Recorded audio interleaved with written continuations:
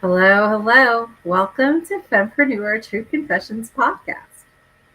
Welcome, everyone. So glad to have you all here today. If you don't know, I am Laura or Oda, ODAA, which is other duties as assigned, which was my corporate nickname. So I am Oda, and I have an agency where we work with business owners that need some help behind the scenes but aren't ready to hire full-time staff. So we help get established and help get all those things moving and going with not full-time staff, but at least some of the time that you need and get you going on your team. Pretty much what we do. Yeah. And I'm sporting some of our swag, which we need to get Right? this uploaded to the website. We I, do. We have it. you know what? Mark loves this cup. He uses it all the time. We were at an event over the weekend, and I saw the guy next to him, like eyeing it, like, ooh, what's that? But Love. yeah, yeah. And I'm Angelique with Lady Powerhouse Solutions. Laura and I do really similar things: project and event management for female entrepreneurs. Laura doesn't. Do you target female entrepreneurs specifically, or is it? I just sound like you've got an eye on them or something, but no. I guess I do, but I think I'm more, it's not specific. I think it's just more small Yeah, business in general. Yeah. yeah. Um, and it's not like I'm a man hater. You guys, come on now. No, I have she's had not. some guys on LinkedIn going Yeah. saying things, but um, my target market is women because that's who I tend to align with, that feminine energy, right? So I feel like when I first came on and did the hello welcome, I feel like it's been a while since I've done that because we had a recording because I had a last minute cancellation last Last week, week. and it feels Hmm. like it's been forever since Right. we've gone live, but it's only been like a week or two, Only been a right? week. Um, so super excited about being back. And so, Yes. Laura and I, because we do similar things, it would have made sense for us to compete with each other, but instead we decided to collaborate, and it's been freaking awesome. And that's what this podcast is about, is modeling other women who are out there doing that. Right. Abundance mindset, And collaboration yeah. over competition, and Hmm. supporting other female entrepreneurs. And so we have a fabulous guest today. I'm so excited. Dude, it's so fun to have her. Okay, I'm gonna read hers. Please bear with me. I already know there's some W's in this, so we're gonna have fun with this one. I love you, Allison. I'm sorry. So we have Allison Herman, or Allie Herman, and she is the CEO of Dragon Wing, a girls' activewear company. Dragon Wing was originally founded in North Carolina in 2013 as a base layer apparel brand for tween and teen girls. In 2022, Allie acquired the brand from its founder and relaunched it in Denver, Colorado as a pure play activewear brand. Dragon Wing designs high quality activewear that girls can wear all day while at the same time allowing them to feel comfortable, confident, and fashionable.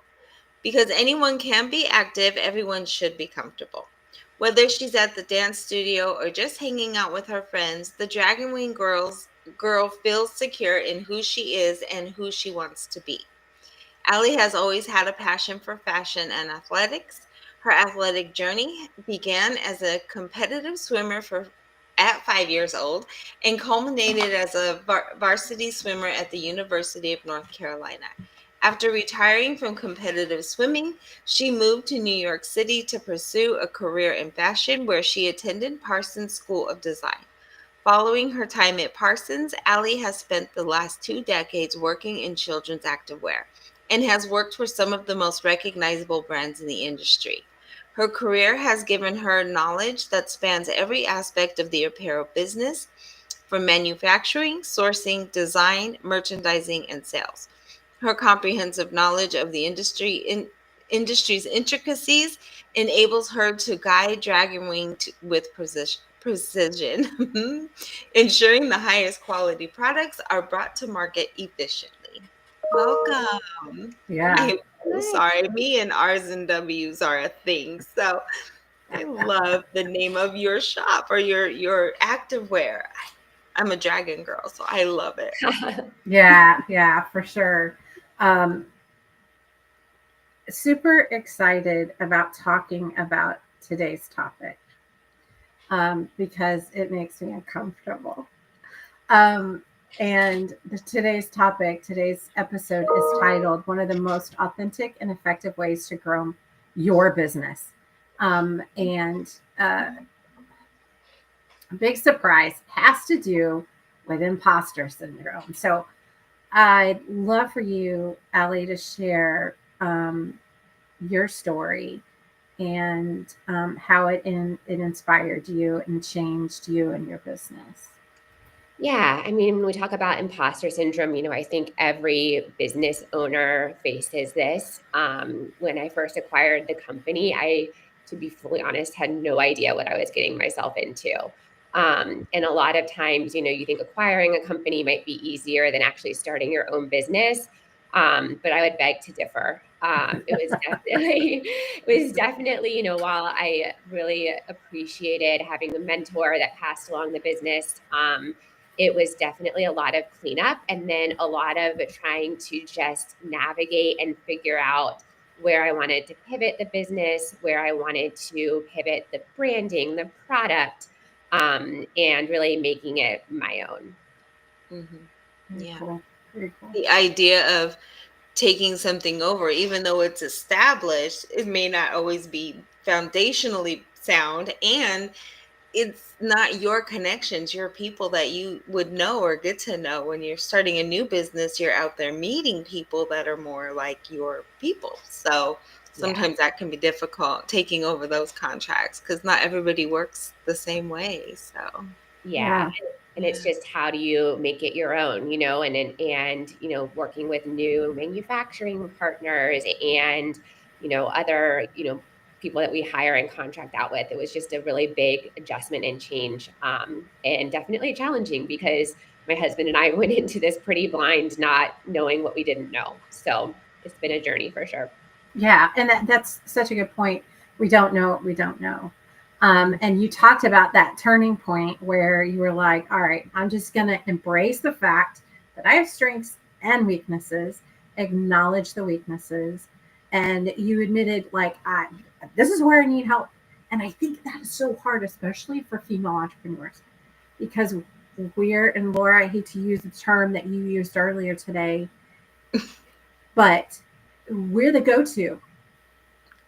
That's who our people come to. The I don't know if you know anything about human design. I'm a Manny Gen. And so people know if you want to get shit done, Angelique. Mm-hmm. Right? It doesn't matter what it is. When my kids were little and I was in the PTA, they knew if they needed something done, oh, Angelique, especially if it came to computers or any kind of tech.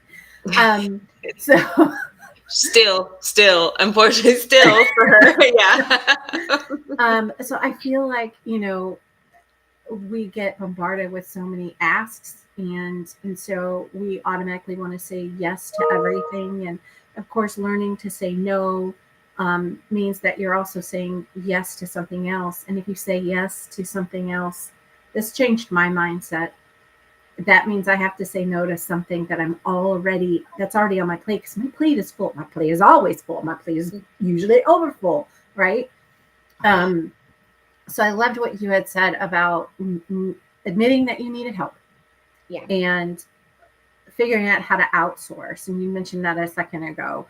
But what you said was that was transformative for the growth. That shift that allows you to say, okay, I'm going to outsource these things that I don't know as much about, I don't feel as confident in, so that I can dedicate more time to what I love and excel at.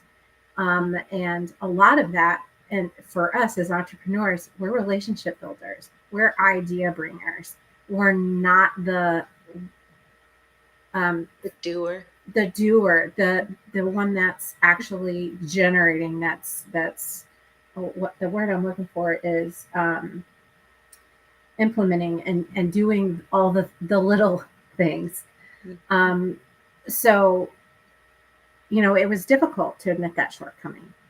And you mentioned a few moments of defeat, but that it proved to be like really authentic, which I'm sure felt good. Like, okay, I'm being real here.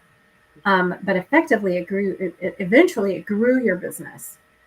Um, how did you end up outsourcing? What areas did you outsource? And I was curious about that.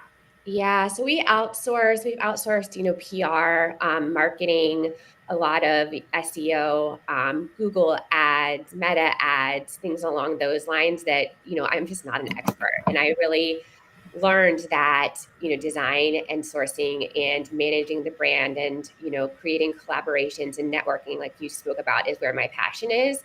And so I think that when I finally was able to really focus on the things that I enjoyed doing, and was good at, it really helped remove some things on my plate that I was just struggling with. Hmm. Yeah. When you mention collaboration, and I think a lot of times we get lost in that, and we're, Angelique and I are always focused on it, because the reason why we don't have to compete is because we collaborate. Mhm. Like, there is kind of a little bit of a one or the other, or we don't, or we're not supportive in any way for each other. So there's that idea of like, we could be competition or we could collaborate.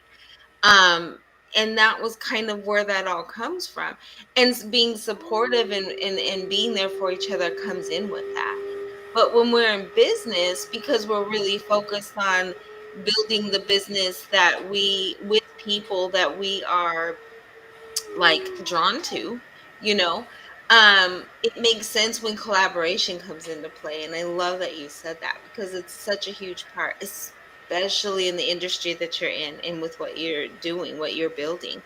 That can be a difficult area if your mindset is to be highly competitive and not collaborative with people, if you don't have kind of like the balance in that and stuff. So Yeah, and that was really hard for me at first because, as a competitive swimmer, I've always had a competitive background and competitive nature.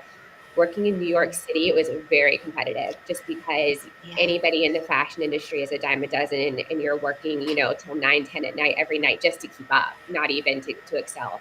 So really starting this business, I had to realize there's enough room for all of us on top. And I truly believe that in supporting other women, especially in women-owned businesses and other brands, has really actually made our brand more successful. Just to have those relationships and friendships and mentorships, through really bringing each other up versus trying to elbow our ways through the competitive nature. So Yeah. And you've done a couple of collaborations. You mentioned with a jacket and sweatshirt company, and another one was a dance bag, and how it helped your business. But talk a little bit more about that. I think those are great examples that maybe, especially in e-commerce, that other companies maybe like, oh no, I don't want to collaborate, because what if I want to eventually go into that, you know, that niche or whatever. But so yeah, how did that work for you? it was great. So we collaborated with a company called Supermix and really just ended up DMing with the owner, and we got to become really good friends. And she does custom, jean jackets, hoodies, sweatshirts, and we did a brand ambassador jean jacket that my girls could purchase, which was great. And it was great because she got the sale, but at the end of the day too, then we had the marketing and the girls with, dragon wing jackets, and they absolutely loved them. So we've stayed really close and continue to try to collaborate with each other. And then we've recently also, we're about to launch 2 new collaborations, one with a teen skincare line, which is super exciting. So it's really, kind of in the same realm of customers, but just very different products. And then we are doing a collaboration with a bag company as well, that will have the custom dragon wing, which will really help again for marketing purposes. That's awesome. I love that. Um, and your and I think what makes those collaborations possible, the foundation for it is that that abundance mindset, right? Knowing that there's more than enough for everyone, there's more than enough to go around, that we don't have to be stingy, not just with our, not just with what we do as business professionals, because I do see this. I network quite a bit because I love it. And I'm an alignable ambassador, so I kind of have to a little bit. But it still surprises me when somebody says, "Oh, no, no, no, I can't do that because then they might steal my idea, or they might do that too." And I always think to myself, but there's more than enough. So even if someone did steal your idea, you could still do it. You would still reach the same amount of people, theoretically, unless it's a very specific niche right in your backyard only kind of thing. Which, I mean, it makes sense for that type of thing to keep it close, but I think those are few and far between. You know what I mean? And they say that, is it, how does the saying go? People, that when you're a copy, that's like the ultimate form of a compliment, right? Because obviously they must have thought it was a good idea, or they must have thought it was a good product, or that's why when things, new products come out and stuff, they're already starting on the generic because they know it's a good idea, and that they're eventually, that trademark or whatever is eventually going to run out on it, and they're going to be able to replicate it. Right. Yeah. So I love that the foundation for what you believe and what you do, the collaborations that you have, and the support that you show for other female entrepreneurs. There's a foundation there of abundance mindset. How did you learn that? Where did you get that? Knew to do that? I think it's just I've always, really embraced female friendships and bringing others up, and supporting others. But I think it just kind of comes naturally to me, of just really wanting to help each other out. And, if I can bring my brand to a skincare company and my girls and my followers, and they can do the same, it just helps us both grow so much more significantly. So, like you keep saying, there's enough room for all of us on top. I think that cream rises to the top as well. That's another saying that I really like to remind myself. And if you do have those haters or people that are trying to be competitive with you, it's like, at the end of the day, the most authentic brands, the best product, are going to be the ones that succeed. So always have to keep that in mind. Absolutely. And the you're also controlling the narrative. You trust the other person you're collaborating with, which means all your girls and your followers, the ones that trust your brand, if you're recommending something, you have to trust that brand, and that has to be a known. Like, you have to, when that collaboration happens, that that's something you want your people to have, and you trust that it's going to be good for them. So you're putting your neck on the line a lot of times when you're doing collaborations and things. And that's why the importance of knowing that who you're collaborating with and what you're doing is so big, and that, and why connection is big. It's not a collaboration to see how we can make each other the most money. Again, it's not money focused or fame or popularity or that kind of thing. We're collaborating together because this is a great thing for my people that follow me, and this is a great thing for them, and they obviously feel for who follows them, my stuff would be great for them. That's amazing, because now you have a trust built into that. And as that starts to grow, that ripple effect out of trusted collaborations and trusted people, again, knowing that it's within, where you would want to be, where you'd want to follow. There are people I don't necessarily want to support. So if they're collaborating with others, then I would love to know that and figure that out. And it's nothing against anyone, but some I do, some I don't. Again, that's my own discernment. So it's very interesting when we think about it. Collaboration is not a non-scary thing, because you do put your neck out on the line when you do that. And that's why the importance of the connection and not just the salesy side of how things work, kind of thing now, I think. Yeah, there's definitely so much risk associated with it. I think there's been some great collaborations that I've had, and I've been really badly burned as well with collaborations. And you kind of lose that trust, and it is a risk. You put your neck out there, and you have to really trust the person that you're working with. And I think that was a big learning moment for me, of when I had collaborations that didn't work out, and people that I couldn't trust, and people that tried to really bring my brand down. So that was another, huge just learning opportunity for, how I proceed in the future with collabs. Yeah, absolutely. And criticism, you mentioned that too, that, early on there was the criticism and it really affected you. And being able to, understand that those are the few and far between, that's not the majority, but that's what we do. We focus on that one little negative thing, either about ourselves or someone else, an external source that, you don't even know this person. Right. And yet, they feel like they have the right to say something negative or divisive or what have you. So I think that's also a good point, and that you learned. And I'd love for you to share how, and not so much how you got over it, because you don't get over it, you just learn to look at it differently.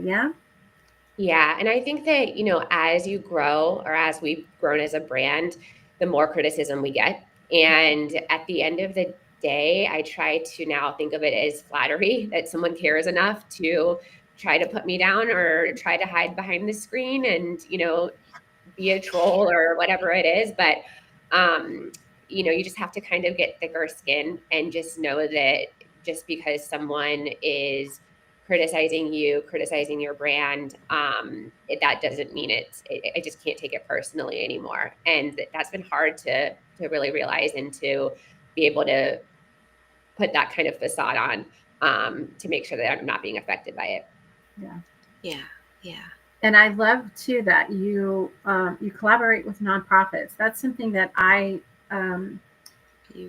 was really fortunate when I worked in corporate, that the organization that I worked with, the majority of my career, had a very strong mission, and gave back to the community immensely.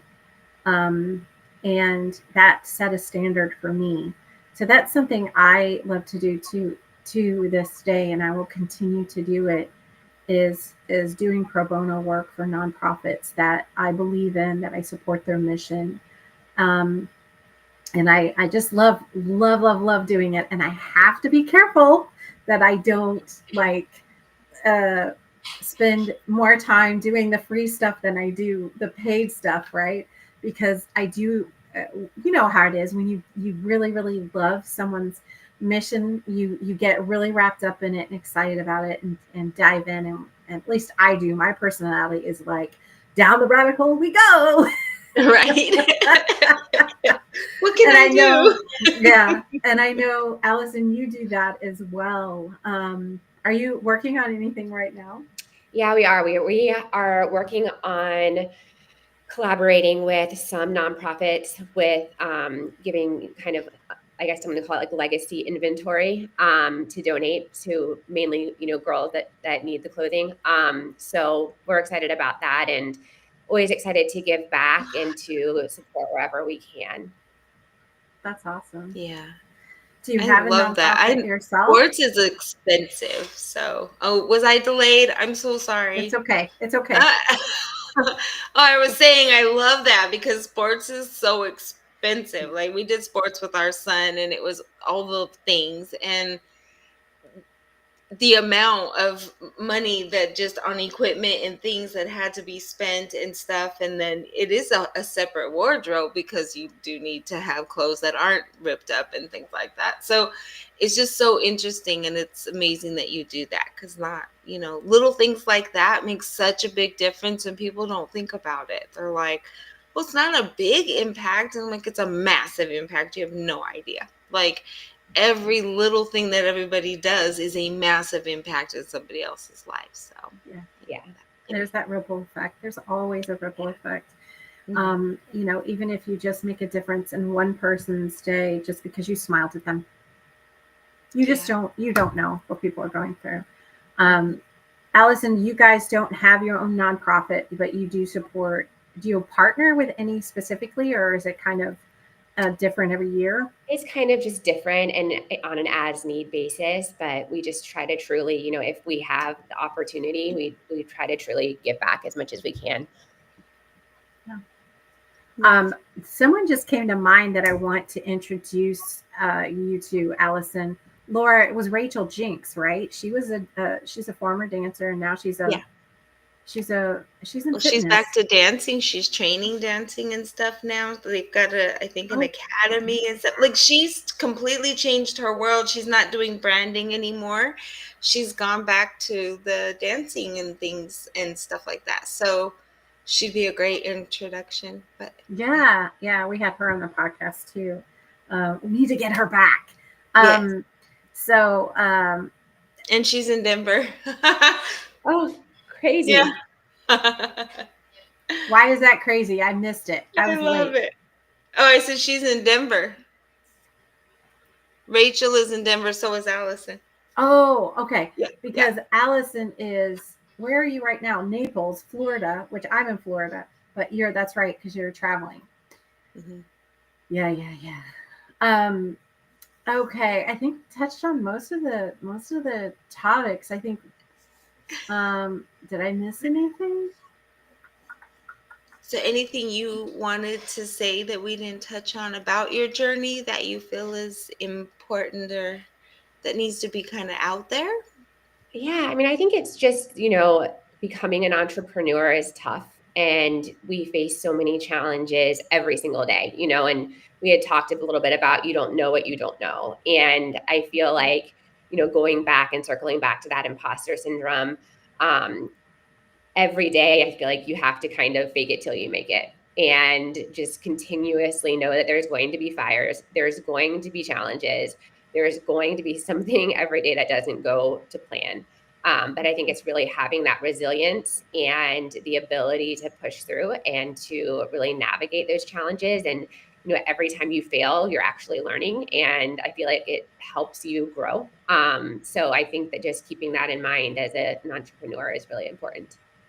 And I think that was one of the things that we didn't touch on, was that idea of failure being inevitable. And because you had mentioned that, and I think that's a great point, because if you aren't failing, you're not growing. Or you're not taking risks. Yeah. You're not taking risks. And on the imposter syndrome, one thing that has come up for me and has really, really helped me is that it's hard to put into words, but basically it's just like, just do the thing. That sounds really simple to say. Oh, yeah. But just not do the thing. And because what's the worst that can happen? You fail. Right. It's just feedback. It's not nobody's gonna die. Actually said that to somebody who had recently lost someone, and I was like, that probably wasn't good timing. But most days that's okay to say in most situations. But it won't kill you most of the time. Okay. Majority of the time, not a life-threatening thing. It may be scary, uncomfortable, all kinds of really like heebie-jeebie kind of feeling.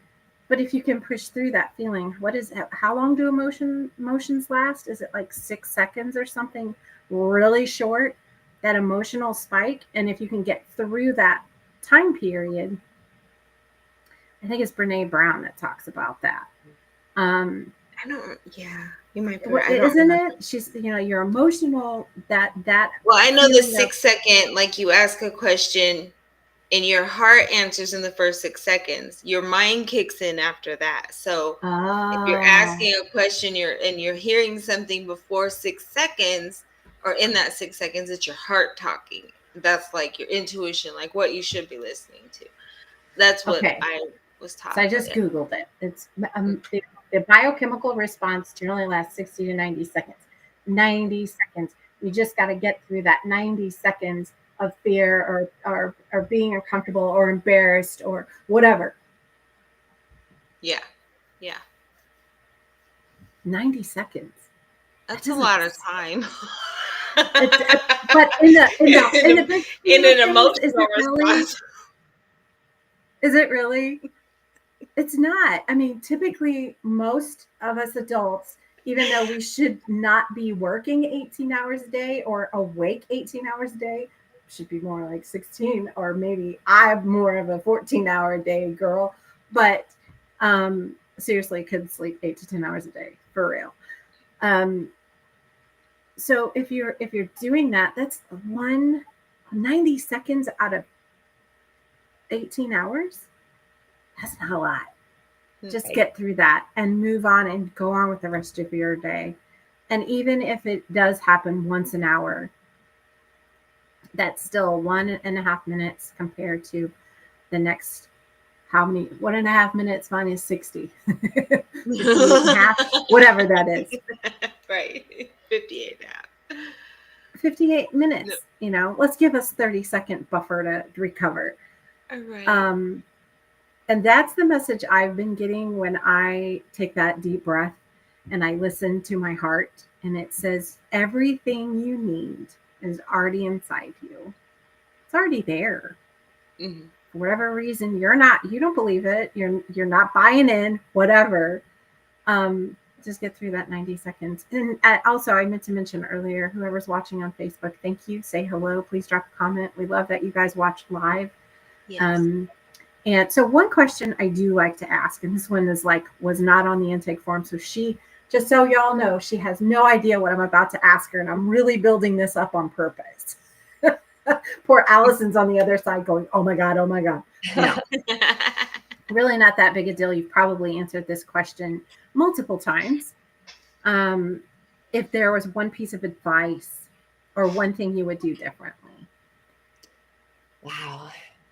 Yeah. And it's okay to take time to think about it. I'll stall for you. No, I think that every day, I think there's something I would do differently. I feel like you have to make so many decisions as a business owner. I think that in hindsight, I might have started my own business versus acquiring one. But at the end of the day, acquiring forced me into growing this business. And there's a lot of things that I would do differently in terms of, I initially hired designers and then had such a control freak kind of mechanism over designs that I was just paying someone for me to redo work. And so kind of really realizing that, and that's where my passion is. I think that was a huge, I guess, mistake of mine that I had to, recognize. And like I said, every day, I would pivot and do something differently. But again, that's how you learn, that's how you grow, and that's how you kind of push forward. So what I'm hearing is, don't be afraid to pivot. Don't be afraid to change your mind. Constant. Try something different. I feel like pivoting is like essential in business because there's constantly going to be things that are out of your control with the economic environment, or if there's manufacturing issues or shipping issues, or there's a list of a million things. But I think consistently having the ability to pivot, to change your mind, to go in a different direction is really important. Awesome. Anything to add to that, Laura? No, I think that's perfect. Yeah. I love the idea of the pivot. We live in world of that with our clients, so it makes sense. And Yeah. yeah, that's I perfect. remember when I Commerce. first started, I wanted to start my own thing. I hired a business coach, and one of the first things they do is like this exercise of, well, who's your target market? What's your niche? And it's a very basic initial thing that, every single business coach, every single business owner, entrepreneur does need to think about. Absolutely. You got to know what's your niche, what do you want to do, who do you want to do it for, right? It seems really simple, but it was a there was a group, and so many women, it was mostly women, got hung up on that Hmm. and kind of stuck. And because it's one of the first steps, they kind of got stuck in that place because they're, oh my God, I'm making this huge decision that I can't change later. Yes, you can. Right. You can always change your mind. In fact, the faster you realize that mistake and move on, the better. Hmm. That is one thing, too, believe it or not, that women are better at. Um, so my degree's in psychology, and so there's a lot of research out there. One of the research studies, because I also worked in finance for a while, was that women stockbrokers, the people that did the actual investing, actually recovered more quickly and faster from losses than their male counterparts, because they cut their losses faster. They recognize faster, this horse is losing, I'm out, move on. Men are maybe a little more stubborn, or, whatever. Um, our brains are very different for sure. But I thought that was really, really interesting. And I love that you brought it up, because um, even though we're a little better at it, um, psychologically, maybe neurologically, we still struggle with the idea that I've made this investment, I've made this decision, I can't change my mind. And I wonder if it's the dogma from, I don't know what era, but I remember that a woman's prerogative is to change her mind, because we do. And then we got kind of bashed for it. Hmm. But it is our prerogative to change our mind. Hmm. And that's an advantage. That's a strength, not a weakness. Right. And if anybody disagrees with me, I'd love to hear it in the comments. Yeah. And not Absolutely. disagree as an argumentative, Right. combative way, but I'm totally open to hearing other Come to views. you. Come at me, come on. No, Right. well, Allison, it's been wonderful. Thank you so much for joining us Thank today. you. Laura, we didn't really get to talk a whole lot about e-commerce, but we do have a couple of minutes. Well, we rarely get guests. A lot of times we're with a service-based guest and things like that. So e-commerce is a much different beast.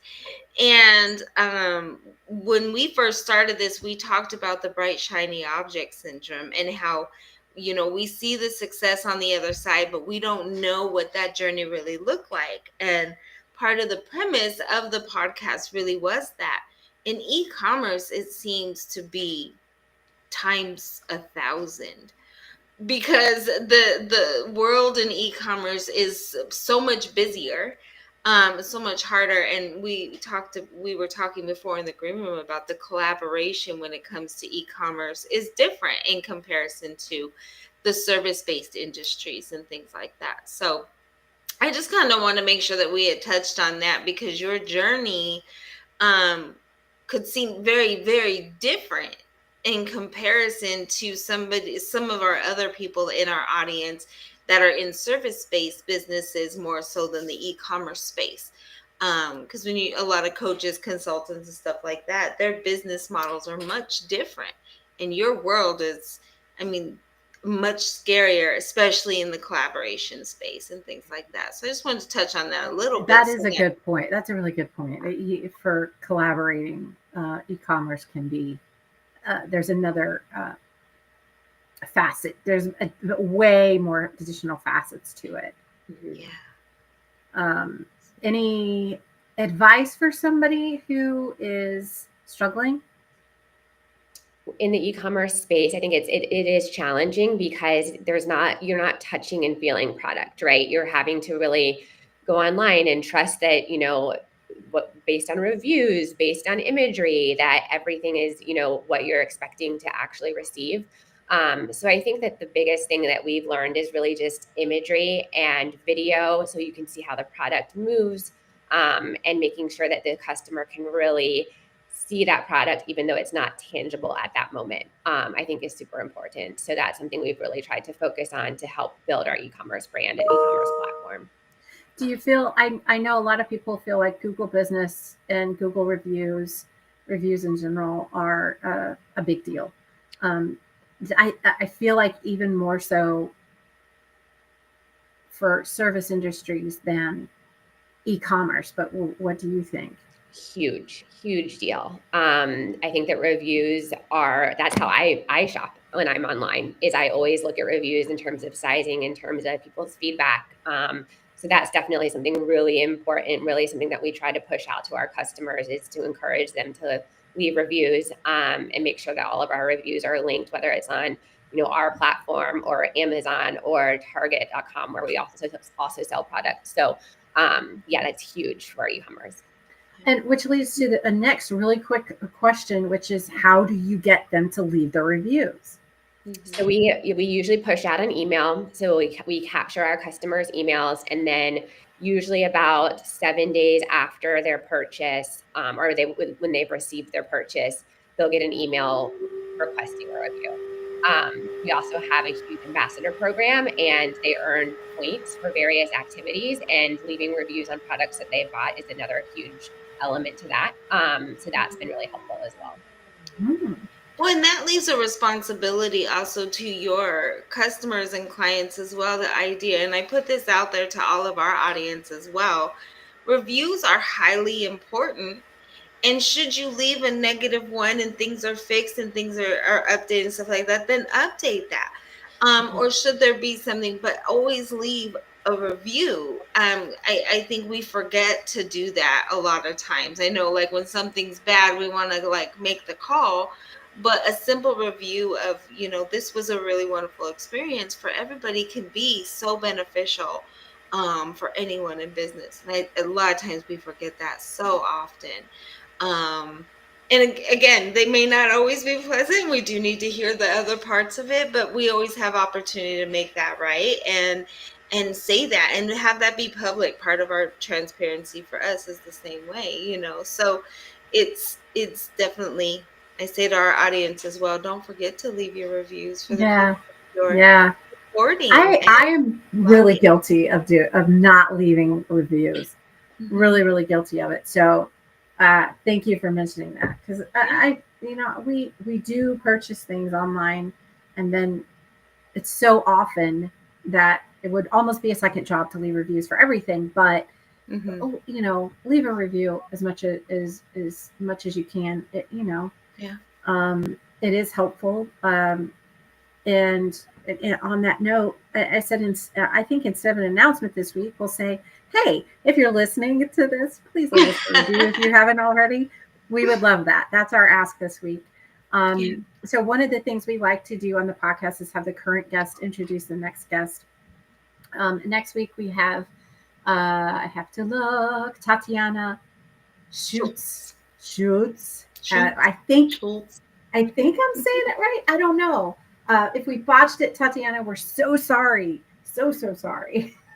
We still love you. So Tatiana is going to be on next week, and she is a first-gen Latina who is on a mission to help more women regulate and rewire their nervous systems through holistic living and somatic practices. As a therapist of 8 years, Tatiana is passionate about educating others on the essential role that the nervous system plays in everything that we do. Awesome. And that's it. That's a wrap, you guys. The discount. I forgot to mention the discount. Allison is going to be sending us a discount code. We'll drop it in the show notes. I don't know how much it is. I don't know what the code is yet, but we'll get it. We'll put it in the show notes. So if you're listening to this live, just come back tomorrow, the next day, to get that discount code. Great. Thank you so much, Allison. Absolutely. Thank you. Thanks so much Thank you, for having me. everyone. All right, guys, we will see you next week. We are here live every Monday at 12 Eastern. We'll see you.